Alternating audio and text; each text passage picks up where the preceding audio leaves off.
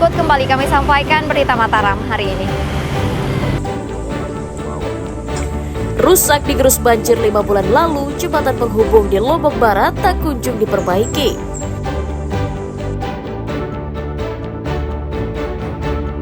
Ketagihan berjudi online, seorang pemuda di Mataram nekat mencuri sembako di pertokoan, ulahnya terekam kamera pengawas.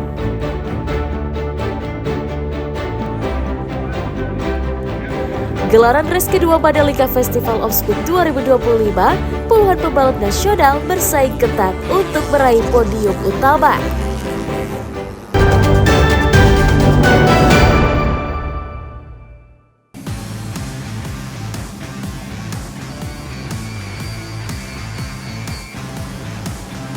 Puluhan pembalap nasional bersaing ketat meraih podium utama pada race kedua ajang bergengsi Mandalika Festival of Speed 2025 yang digelar di sirkuit Mandalika Minggu sore. Pembalap dari sejumlah perwakilan klub motor ternama kelas 1200 cc, 2500 cc, dan 3600 cc menunjukkan skill terbaiknya menaklukkan lintasan sirkuit seluas 4,3 km tersebut. Selain diwarnai adu kecepatan dan manuver peserta, balapan juga diwarnai crash atau kecelakaan yang menyebabkan sejumlah kendaraan keluar lintasan dan harus dievakuasi oleh marshal. Sementara tim Indostar yang ikut berpartisipasi pada ajang ini tampil cukup impresif dengan 5 pembalap handal yang turun di kelas 3600 cc, diantaranya Ari Kesuma, Edo Riza, Hidayat Suryo, Aizan, dan Christian De Boris. Pada race kedua, tim Indostar mampu meraih podium di 5 kelas balapan dan memborong 9 trofi kemenangan di kelas ITCR 3600cc dan MFOS 3600cc. Ada beberapa hal yang mungkin bisa ditingkatin lagi, tapi menurut saya kayaknya udah cukup lah. Tadi ada kesulitan juga nggak? Kesulitan race kemarin itu kesulitannya mobil saya tiba-tiba overheat, jadi saya harus memelan supaya tidak rusak mesinnya. Dan itu sih. Apa sih kendalanya yang paling berat kalau di Mandalika? Ya cuaca yang cukup panas ngebuat mobil-mobil kita mesinnya bisa overheat. Tim Indostar ini kan baru pertama kali ke Mandalika. Yang kami biasanya bermain di Sentul kan, kami butuh penyesuaian. Kebanyakan permasalahan di Mandalika itu kan masalah track sirkuit, terus ketahanan mesin, durability mesin. Itulah yang memang kami lagi perbaiki lagi untuk seri ke depan di bulan Oktober. Ya, tapi alhamdulillah Indostar pialanya banyak sekali, lumayan. Kemarin 9, sekarang 9 lagi dari 4-5 kelas ya. Meski menjadi pengalaman pertama mengaspal di sirkuit Mandalika, tim Indostar puas dengan raihan trofi yang didapat pada ajang bergengsi ini.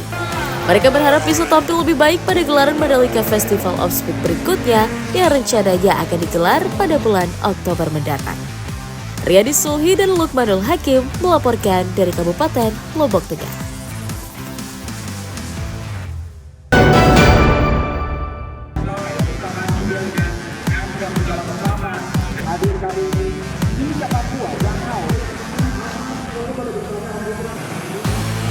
Ajang balap nasional Mandalika Festival of Speed 2025 di sirkuit Mandalika Kabupaten Lombok Tengah mampu menyuguhkan pesta balap berkelas yang kompetitif dan menghibur bagi penggemar otomotif di tanah air.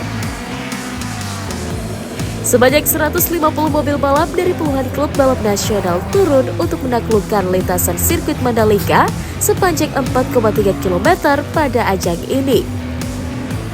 Meski digelar perdana di sirkuit Mandalika, namun kejuaraan ini mampu menampilkan duel seru antara pembalap muda dan berpengalaman dengan mobil-mobil produksi lokal yang dimodifikasi sesuai regulasi. Ada beberapa kelas yang dilombakan pada gelaran festival Mandalika, mulai dari kelas BRZ Super Series, kelas Agia Krida One Make Race, kelas Radical Time Attack, dan kelas terbaru Indonesia Touring Car Race 2025 putaran 1 dan 2. Selain membutuhkan strategi yang matang antar tim, Ketangguhan kendaraan menaklukkan lintasan dengan suhu udara yang panas dan berangin menjadi tantangan untuk merebut podium utama pada race ini. Di MOS 2 ini ada kejurnasi TCR putaran pertama dan putaran kedua. Jadi ini kali pertamanya kejurnas TCR kelas yang diperlombakan 1200 cc, 2500 cc dan 3600. Selain kejurnas ada juga tim-tim yang ikutan balap di Agya Krida OMR juga ikutan balap di TCR 1200. Gelaran Mandalika Festival of Speed 2025 tidak hanya menjadi sarana adu kecepatan dan keterampilan, tetapi menjadi ajang para pembalap untuk merasakan langsung atmosfer balap profesional di kawasan wisata bertaraf internasional di Mandalika. Lukmanul Hakim dan Riyadi Sulhi melaporkan dari Kabupaten Lombok Tengah.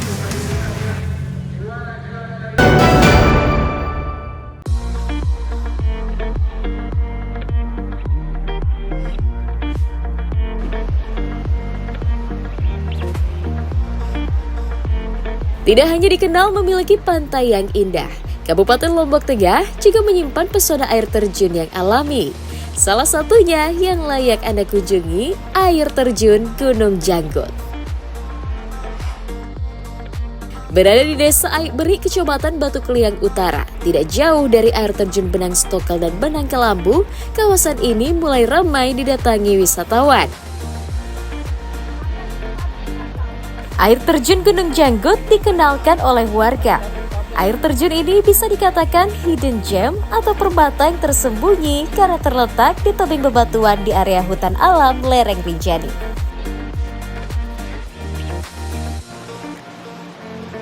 Air terjun dengan ketinggian 15 meter ini diapit dua tebing batu yang kokoh dengan aliran air membentuk tirai dan mengalir sepanjang tahun. Selain menawarkan sensasi alam hutan yang masih alami, butiran air terjun yang segar dan jernih juga menjadikan kawasan ini difavoritkan wisatawan. Tak hanya berenang di kolam air terjun yang segar, pengunjung juga dapat bersantai di sejumlah titik untuk bersuah foto sambil menikmati keindahan alam sekitar. Kesannya ya bagus, ini adalah sebenarnya salah satu aset mata air yang luar biasa yang mungkin belum banyak orang tahu di Kabupaten Lombok Tengah ya. Ini di sini enak banget, udah benar-benar dingin dan ini saya juga baru pertama kali ke sini, baru tahu kalau di lokasi di Janggut ya, di Janggut ini ternyata ada mata air yang lumayan cukup indah juga kalau kita berwisata di sini. Ini di sini kayaknya tempat wisata di sini kayak masih belum lengkap untuk fasilitasnya. Nah, bagi Anda yang sedang mencari lokasi wisata yang alami, destinasi baru air terjun Gunung Janggut ini bisa menjadi pilihan Anda untuk mengusir penat dan berlibur bersama keluarga. Lukmanul Hakim melaporkan dari Kabupaten Lombok Tengah.